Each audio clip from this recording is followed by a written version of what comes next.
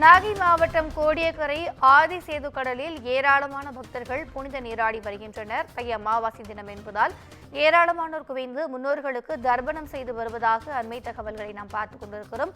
கூடுதல் விவரங்களை எமது செய்தியாளர் மாணிக்க வாசகம் வழங்க கேட்கலாம். வணக்கம் மாணிக்க வாசகம், அங்கு பக்தர்களுடைய வருகை எந்த அளவு இருக்கிறது? கூடுதல் விவரங்கள். வணக்கம் திவ்யா. கோடிக்கரையில் தற்போது ஆதிசேது கடற்கரையில் ஏராளமானோர் தை அமாவாசையை முன்னிட்டு புனித நீராடி வருகின்றனர். நாகை மாவட்டம் வேதாரண்யம் அடுத்த கோடிக்கரை ஆதிசேது கடலில் ஏராளமானோர் அமாவாசையை ஒட்டி தங்களது முன்னோர்களுக்கு திதி தர்ப்பணம் கொடுத்து புனித நீராடி வருகின்றனர்.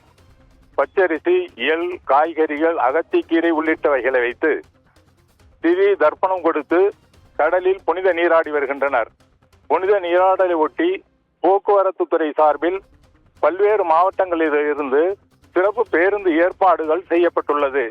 அதே போன்று சுகாதாரத்துறை, காவல்துறை, கடலோர பாதுகாப்பு குழும போலீசார் மற்றும் தீயணைப்பு துறையினர் பாதுகாப்பு பணியில் ஈடுபட்டுள்ளனர். திவ்யா, கூடுதல் விவரங்களுக்கு நன்றி மாணிக்க வாசகம்.